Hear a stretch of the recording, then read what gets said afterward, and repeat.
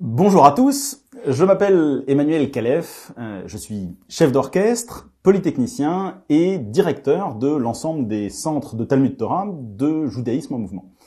Et aujourd'hui, je vous propose d'enfiler ces trois casquettes avec moi, l'émotion, la raison et le rationnel, et le transcendant, pour aborder la paracha Vaïgash et un de ses personnages principaux, Joseph ou Yosef en hébreu. Vaïgash est l'avant-dernière paracha de la Genèse, le Sefer Bereshit, et nous allons bientôt clore l'arc narratif de Yosef et ses frères. Cet arc narratif occupe rien moins que les 4 dernières parachotes sur 12 que compte Bereshit. Un tiers de la Genèse, rien que pour lui. C'est dire son importance. Ce positionnement à la charnière de Bereshit et de Shemot, l'Exode, est révélateur de ce que représente ce personnage fascinant qu'est Yosef. Un entre-deux, un passage, une articulation entre 2 étapes d'un même projet. Alors, compte tenu de l'importance cruciale qu'aura Yosef, on peut légitimement se demander pourquoi il n'est pas compté parmi les patriarches avec Abraham, Isaac, ou Yitzhak en hébreu, et Jacob, Yaakov en hébreu. La Hamida n'est pas déjà assez longue comme ça, vous voudriez en plus ajouter Joseph ? Nous répond une célèbre blague juive qui ajoute « Et pour ceux qui se battent pour l'inclusion des matriarches, il faudrait en plus inclure le nom de son épouse égyptienne. » Ouais. En fait, après Abraham, il y a comme un éloignement progressif du divin des porteurs de son projet. Cet éloignement progressif atteint donc un paroxysme avec Yosef. Il est le premier auquel l'Éternel ne se montrera pas et ne parlera pas directement. C'est uniquement par l'entremise des rêves que Yosef sera influencé par le divin. Le sommeil, cet univers intermédiaire, lui aussi, ni mort, le Talmud décrit d'ailleurs le sommeil comme un 60e de la mort et le rêve comme un 60e de la prophétie dans le traité Brachot, ni vraiment vivant, le sommeil qui revient à de nombreuses reprises dans la Torah pour des moments charnières comme la séparation du masculin et du féminin dans l'Adam primordial, ou l'échelle de Yaakov, ou le sommeil de Pharaon qui va faire basculer le destin de Yosef et de l'Égypte. Et puis surtout, contrairement à Abraham, Yitzhak et Yaakov qui sont de simples bergers isolés en Mésopotamie, Yosef, lui, ne sera pas le porteur d'un projet solitaire. Au contraire, il est au contact permanent des autres, et notamment des Égyptiens. Mais est-il pour autant le chef d'un projet collectif? Non, ça sera la responsabilité à venir de Moïse, ou Moshe en hébreu. Mais avant que Moshe puisse entrer en scène, Yosef est nécessaire pour initier l'aventure hébraïque au niveau collectif. Et si le Sefer Torah se termine par le mot Israël, le Sefer Bereshit se termine par le mot Bemitzraïm. Il est mis dans un coffre en Mitzraïm, en Égypte, comme une graine plantée en terre d'Égypte. Et d'ailleurs, on peut poursuivre la métaphore. Qu'arrivera-t-il après? Le texte de Shemot nous raconte comment ce peuple grossit à l'intérieur de sa matrice égyptienne jusqu'à ce qu'elle souhaite l'expulser tellement il prend de place. Il sera évacué dans un acte physiquement violent, au milieu des eaux, entre 2 remparts, nous dit le texte. Et que fait le peuple? Comme tout premier acte immédiatement après sa sortie, il crie. C'est le fameux chant de Myriam. Ça ne vous évoque rien, tout ça? Une petite graine étrangère, plantée dans une grande matrice nourricière, qui grossit à l'intérieur jusqu'à ce que celle-ci veuille l'expulser, qu'il sorte dans un grand écoulement d'eau entre 2 grands murs et se mette à crier? Nous assistons bien évidemment à la naissance métaphorique du peuple hébreu. Et tout ça, impossible sans notre Joseph graine, sans notre Yosef charnière. Plus vraiment individuel, mais pas encore collectif, pas vraiment à l'intérieur, mais pas uniquement à l'extérieur. Son nom porte la trace de cette position délicate. Yosef vient de la racine Asaph, qui veut dire ajouter. Yosef est celui qui est ajouté, qui ajoute et qui ajoutera. Il est l'emblème de cette idée d'abondance. D'une mère stérile, il sera celui qui amène la fertilité non seulement sur le peuple d'Israël, mais aussi sur l'Égypte. Pensons aux 7 vaches grasses et le monde entier. Ce principe de vie juif, au cœur de notre ritualisation quotidienne, qui encourage, dès le modé Ani matinal, à voir le monde comme un verre à moitié plein plutôt que comme un verre à moitié vide. Alors, cette position charnière, si délicate, n'est bien évidemment pas facile à vivre pour Yosef. D'ailleurs, au départ de son aventure, il a un mal fou à équilibrer ses excès d'intériorité et d'extériorité. Initialement, Yosef est le seul fils de Rachel, l'épouse aimée de Yaakov. Il est tellement précieux aux yeux de son père que quand celui-ci prend le risque d'aller retrouver son frère Ésaü, Esav en hébreu, il cache Yosef au plus profond de son camp, derrière les servantes Bilha et Zilpa et leurs enfants, derrière Léa et ses enfants, à l'intérieur. À ce moment-là, Yosef est dans l'intériorité la plus totale, caché aux yeux du monde extérieur, comme le sera son alter ego féminin plus tard, Esther, dont le nom même signifie en hébreu la cachée. Esther, comme Yosef, encore une fille du peuple hébreu exilée de force, qui cache son identité et que le roi cachera dans son harem, mais qui parvient quand même aux plus hautes responsabilités politiques et qui va sauver son peuple. Famine pour Yosef, extermination pour Esther. Et puis très vite, Yosef bascule dans l'extériorité. Il ne parvient pas à se retenir de raconter tous ses rêves, même les plus prétentieux, à ses frères. Et même son père l'envoie dehors. Hallo aecha ro'im bishchem lecha ve'ishlachecha alehem. Tes frères ne sont-ils pas en train de faire paître le troupeau à Shrem? Va, je t'envoie vers eux. Et puis, la conséquence, c'est le retour immédiat dans l'intériorité, enfermé dans une fosse ou une citerne, puis vendu comme un objet à une caravane de marchands d'esclaves.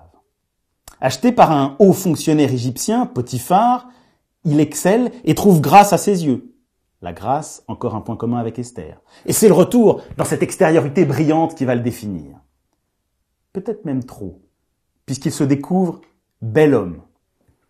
Beau à voir, dit le texte.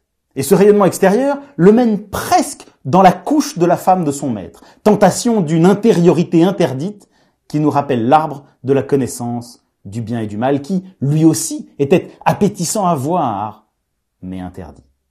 Alors, Yosef fuit, il sort dehors, vayetse achutza, comme le dit le texte, pour se réfugier dans l'extériorité, mais c'est trop tard. Et là, de l'intériorité, il va en avoir 12 ans de prison et l'oubli du chef des panetiers dont il avait pourtant correctement interprété le rêve.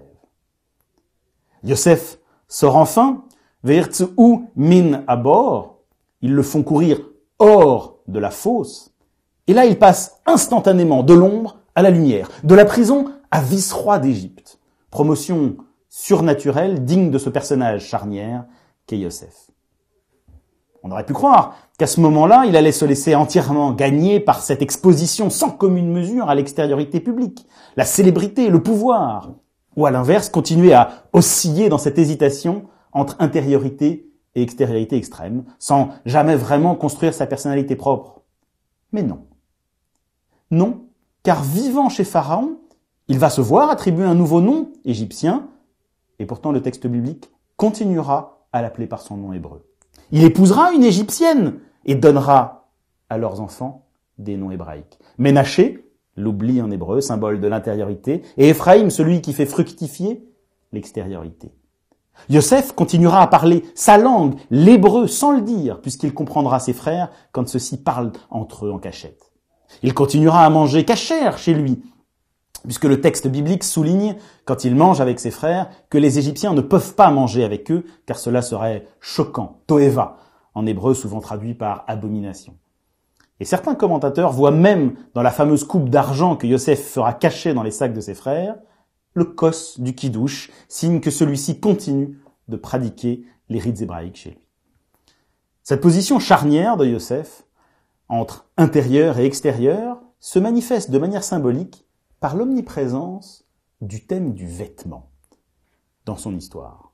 Rappelons-nous, dès le tout début, le texte biblique insiste sur le fait que Yosef est le fils préféré et son père lui fait faire une belle tunique à rayures. Ktonet passim en hébreu.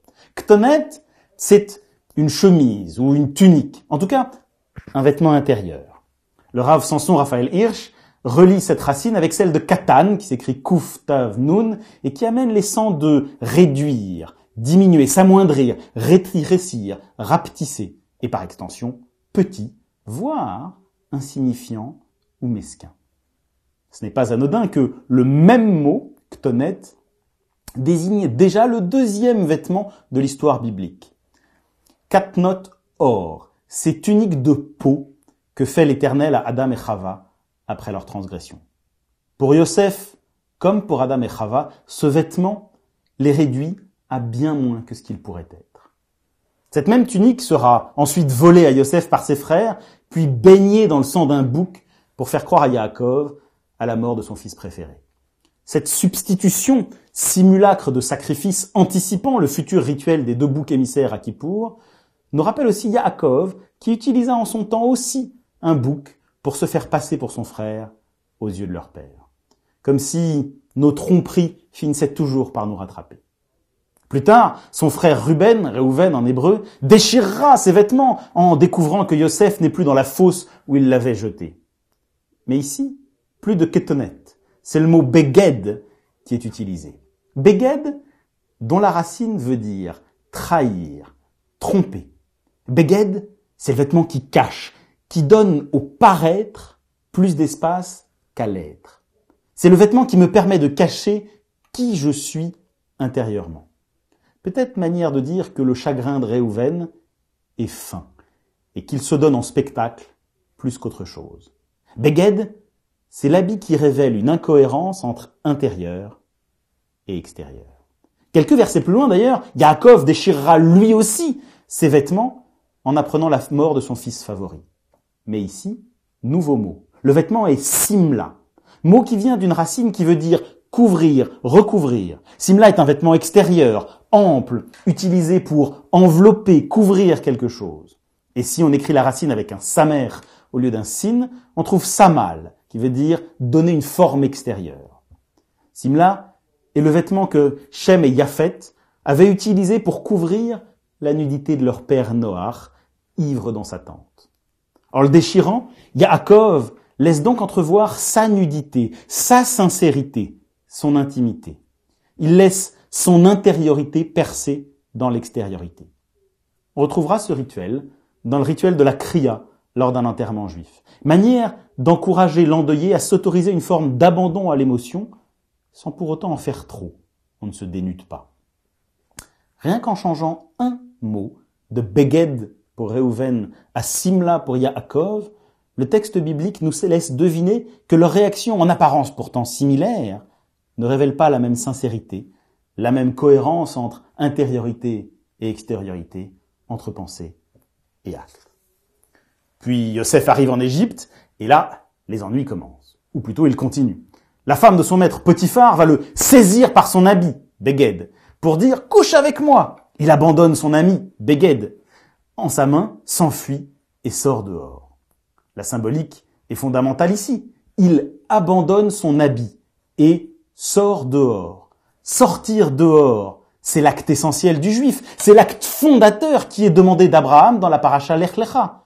Sors dehors, regarde le ciel et compte les étoiles, lui dit l'Éternel.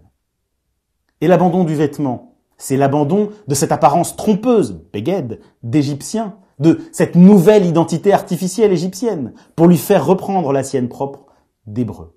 Et d'ailleurs, que dit immédiatement la femme de Potiphar? Elle dit « Re'u evilanu ish ivri » Voyez, il nous a fait venir un homme, un Hébreu. Il est essentiel qu'elle éprouve le besoin immédiatement de préciser que cet homme, c'est un Hébreu. C'est ça qui le caractérise. Symboliquement, on peut presque y voir l'ancêtre de l'antisémite, celui qui accuse le juif de vouloir tromper tout le monde en se mélangeant sournoisement à la population de souche. Ce n'est qu'à ce prix peut-être que Joseph va pouvoir renouer avec son judaïsme, ou plutôt son hébraïsme. Et d'ailleurs, le nom de l'Éternel, le tétragramme, qui avait complètement disparu pendant tout cet épisode de la femme de Potiphar, réapparaît immédiatement. La rencontre avec la femme de Potiphar est donc essentielle, fondamentale. C'est le déclencheur qui réveille Yosef, qui le fait renouer avec son identité et avec le divin. À ce moment-là, Yosef se réinscrit dans l'histoire, se réinscrit dans un héritage et un projet qu'il dépasse. il devient le germe du futur peuple d'Israël. La rencontre avec la femme de Potiphar amène donc une double prise de conscience. Yosef se débarrasse de ses oripeaux artificiels d'Égyptiens et va renouer en Égypte avec son intériorité. Il sera alors prêt au sortir de la prison à endosser de nouveaux habits. Et on retrouve bien évidemment immédiatement le mot simla, le vêtement neutre qui protège l'intériorité. Mais avant d'enfiler cette nouvelle identité pour aller voir Pharaon, il doit se raser. Qu'est-ce que se raser? C'est faire disparaître toute excroissance d'intériorité dans l'extériorité. C'est présenter une frontière nette entre les deux. Le mot galach, se raser, apparaît d'ailleurs pour la première fois à cette occasion. Et on ne le retrouvera que dans Vaïkra, plus loin, à propos, de façon intéressante, de la tsara'at, cette maladie justement liée au lachon hara, la médisance. Et qu'est-ce que la médisance? Si ce n'est le débordement dans l'extériorité d'une intériorité malade. Celui qui a la tsara'at doit se raser, sauf à l'endroit où la tsara'at se manifeste. Même chose plus tard dans les rituels de purification où l'on doit se raser tous les poils, notamment, pensons au nazir. Bref, se raser, c'est faire place nette, table rase, se donner une chance de remettre symboliquement en accord intériorité et extériorité. Une fois Yosef nommé vice-roi, Pharaon le fait une nouvelle fois changer d'habit, et Yosef enfile de nouveaux begadim, ces fameux vêtements traîtres. Il est peut-être vice-roi en position de pouvoir, mais il ne sera jamais totalement un Égyptien. Ensuite, Yosef met en place sa longue mise en scène avec ses frères. Là, pas d'histoire de vêtements. Mais sitôt l'acte final de son drame familial cathartique lancé, la coupe d'argent de Yosef trouvée dans le sac de Benjamin, les vêtements reprennent une place symbolique essentielle. En découvrant la coupe, ses frères déchirent leur tunique. Vaïkreu simlotam.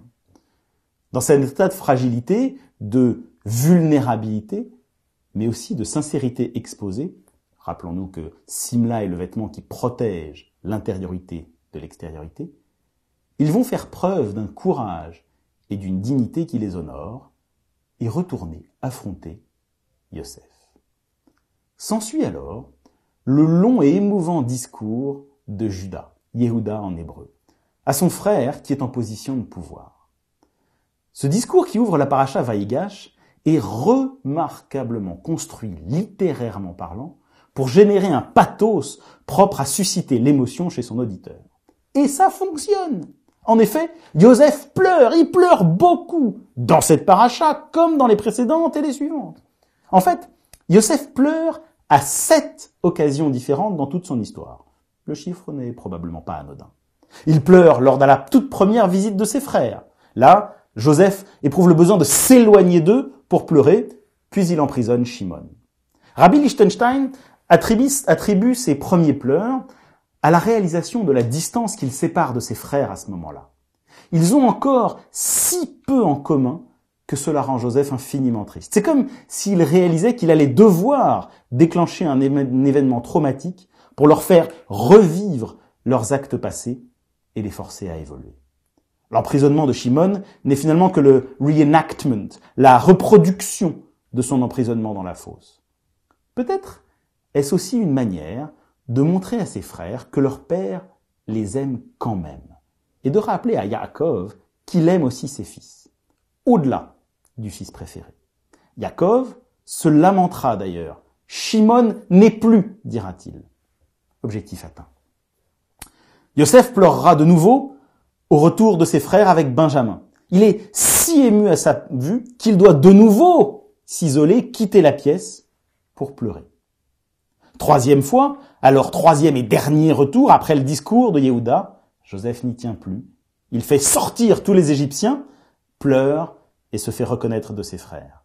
Cela fait quelque part un peu penser à la fameuse scène de reconnaissance entre Cyrano de Bergerac et Christian de Neuvillette, quand Cyrano se contient jusqu'à exploser. Après la scène de reconnaissance et le récit de son histoire, quatrième fois, Yosef tombe au cou de Binyamin et Binyamin pleure aussi, puis juste après, il embrasse tous ses frères et pleure sur eux. Cinquième fois, quand son père arrive enfin et reconnaît son fils, il tombe à son cou et pleure. Le texte là est ambigu, on ne sait pas clairement qui pleure, Yosef ou Yaakov. Enfin, Yosef pleurera la mort de son père, et 7e et dernière fois, après la mort de leur père, ses frères prennent peur que Yosef ne cherche à se venger, et Yosef pleurera en les rassurant. En fait, dans tout le livre de Bereshit, sur 18 apparitions de la racine Bacha, qui veut dire pleurer, 9 sont pour Yosef. La moitié. C'est probablement de loin le personnage le plus émotif de tout ce livre. Mais qu'est-ce que les larmes? Les larmes sont la manifestation extérieure d'une intériorité bouleversée. Elles sont l'ouverture des vannes, du barrage qui enfermait l'intériorité et qui s'ouvre devant trop de pression interne. Comme les poils que l'on devait raser précédemment, elles sont l'extension dans l'extériorité d'une intériorité trop intense pour être contenue. Leur libération, comme le rasage, permet le rééquilibrage entre intérieur et extérieur. Yosef n'est bien évidemment pas le seul à extérioriser ses émotions. Il n'y a qu'à penser au rire de Sarah et Abraham. Rire, c'est aussi extérioriser une intériorité.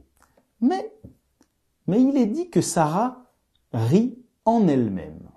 Et Abraham rit et dit en son cœur. Comme s'ils cherchaient tous deux à garder intérieur quelque chose qui devrait au moins un peu être de l'ordre de l'extériorité. Abraham et Sarah sont encore tous deux dans un projet intime, individuel. Mais Yosef, notre personnage charnière, sera le premier à parvenir à trouver un équilibre entre intériorité et extériorité. Car Yosef va apprendre à se contenir. On a vu qu'il avait eu beaucoup de mal à retenir sa langue au début de sa vie et qu'il l'avait payé cher. Excès d'intériorité en prison en compensation d'un excès initial d'extériorité. Eh bien, notre paracha Vaïgash contient la toute première apparition d'une racine qui n'apparaîtra que 2 fois seulement dans la Torah. La racine afak, qui amène principalement l'essence de retenir, se réfréner, se dominer.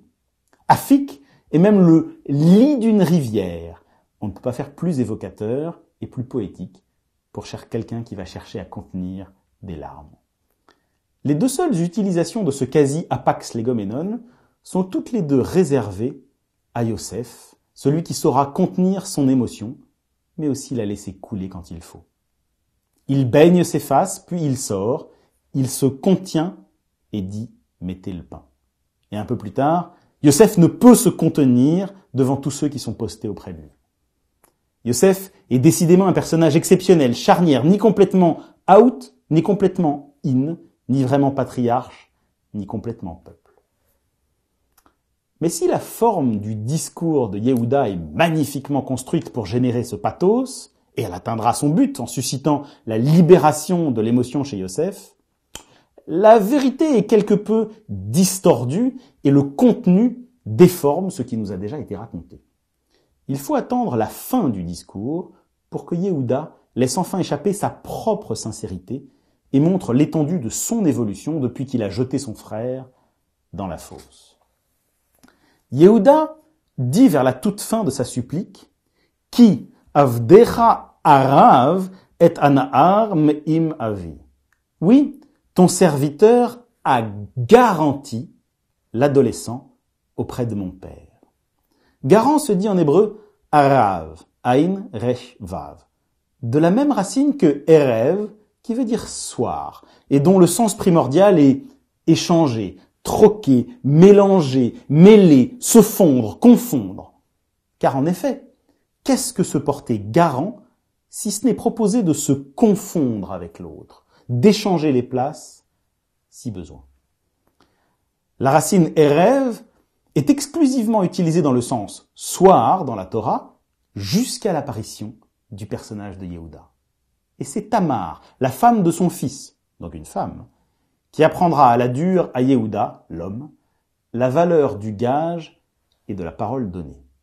La racine prend enfin ce sens de garantie.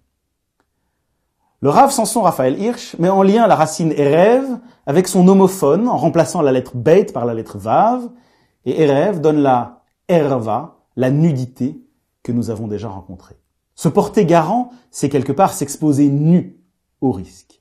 Yehuda se mouille donc personnellement devant son père et renverse ainsi le problème initial de la fraternité créée par Caïn. Suis-je le gardien de mon frère? Shomer. Par ce simple acte, Yehuda va clore une des problématiques de fond qui traverse tout le Sefer Bereshit. La problématique de la substitution. Rappelons-nous, dès le départ, Seth remplace Abel. Shakli, Elohim zera acher, tachat evel. Oui, Elohim m'a placé une autre semence à la place de Evel. Le mot hébreu qui est l'emblème de cette problématique de la substitution et qu'on va retrouver à travers tout le Sefer Bereshit, c'est le mot tachat. Le mot lui-même est intéressant graphiquement. Il est symétrique, c'est un palindrome, tav, chet, tav, et il représente bien cette idée d'échange, de substitution, d'interchangeabilité. Les lettres tav et chet se ressemblent d'ailleurs beaucoup, et quand on regarde le mot, on a l'impression d'avoir 3 gobelets retournés, comme dans ce fameux tour de prestidigitation, un des plus anciens du monde, où on retourne 3 gobelets sur une petite balle ou une pièce de monnaie, on les mélange, et il faut retrouver où elle est.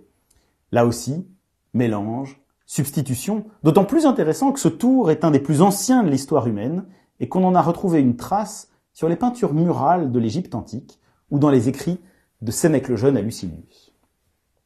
Les problèmes de substitution continuent dans la Torah. Lot offre ses filles à la place des inconnus pour apaiser la foule de Sodome. Puis les filles de Lot se substituent à leur mère disparue pour avoir des enfants de leur père.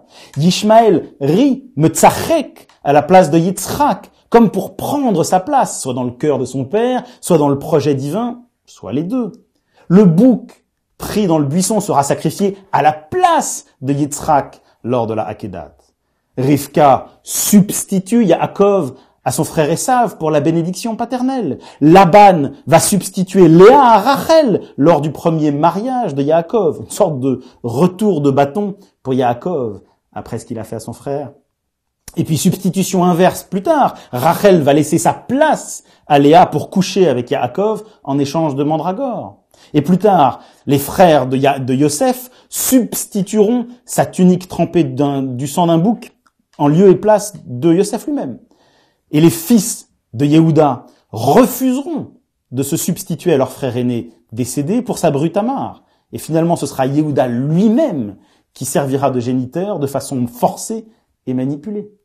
Réhouven prend la place de son père dans son lit avec sa concubine Bilha dans l'intention égoïste de renforcer la position maternelle de sa mère dans l'ensemble familial, nous dit le Midrash. Yosef est un substitut pour sa sœur Dina. Léa aurait dû avoir un garçon, nous dit le Midrash, mais il nous raconte qu'elle accepte d'avoir une fille car elle savait combien d'enfants mâles étaient à naître pour Yaakov et qu'il en fallait pour sa sœur. Yosef se substitue à Potiphar. Et on retrouve le thème du rire quand la femme de Potiphar dit de Yosef que son mari a fait venir un homme, un ivri, rappelez-vous, pour se rire de nous. Et on retrouve la racine tzachak. Yosef pourrait même se substituer à Potiphar jusque dans le lit de sa femme.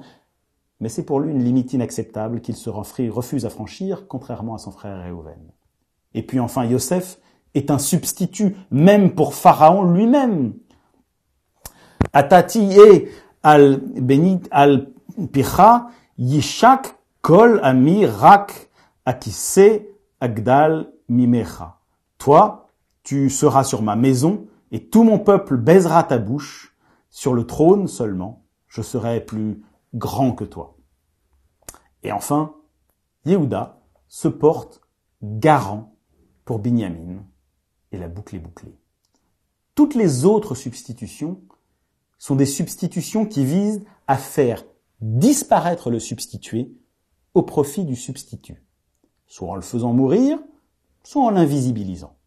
Mais dans tous les cas ou presque, la substitution est un remplacement au bénéfice du substitut, pas du substitué. Il faut Yehuda pour que la générosité inverse éclose cette problématique dans Bereshit. Yehuda est un des seuls à se substituer pour le bénéfice de l'autre, pas le sien. C'est l'appropriation volontaire et non subie, publique de cet acte de substitution au bénéfice de l'altérité qui clôt le cycle infernal des substitutions dévastatrices. Et en termes de substitution, depuis, nous sommes, nous, peuple juif, devenus des spécialistes, puisque quotidiennement, nous nous imposons de prononcer un autre mot que le tétragramme. Une fois la substitution close, les masques tombés, la pièce peut enfin se terminer. L'acte final est une scène de reconnaissance, un classique théâtral qu'on retrouvera jusque dans la plupart des opéras de Mozart. Yosef a vu ses frères sans masque, il peut enfin jeter le sien et laisser voir le Yosef intime et plein d'émotions derrière le politicien à succès froid et rationnel. En renvoyant ses frères chercher leur père, Yosef donne à chacun des khalifot smalot, des tuniques de rechange.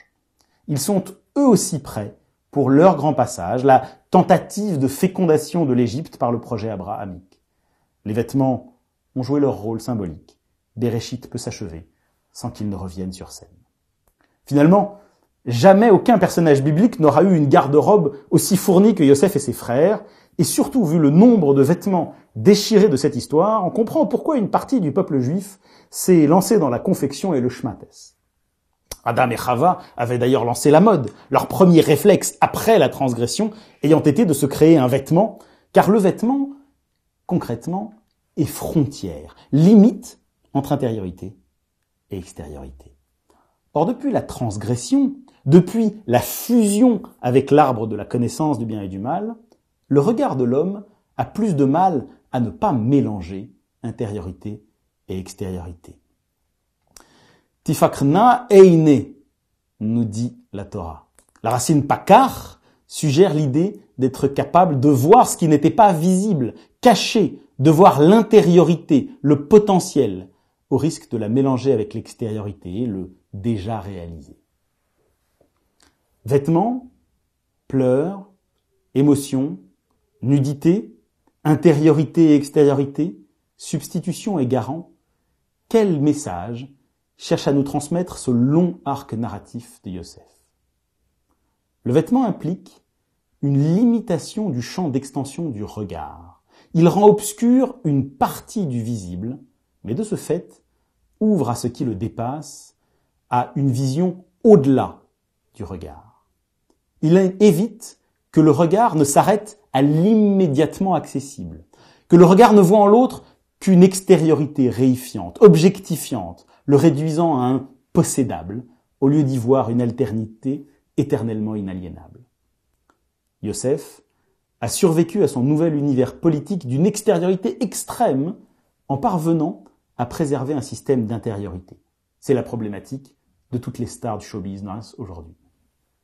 Et c'est tout l'enjeu de la ritualisation juive, que de maintenir un équilibre entre extériorité et intériorité. Les tzitzit, ces franges que nous mettons tous les matins, sont de nouveau un vêtement marquant un passage contrôlé, maîtrisé, ouvert, mais de façon contrôlée, entre l'extériorité et l'intériorité.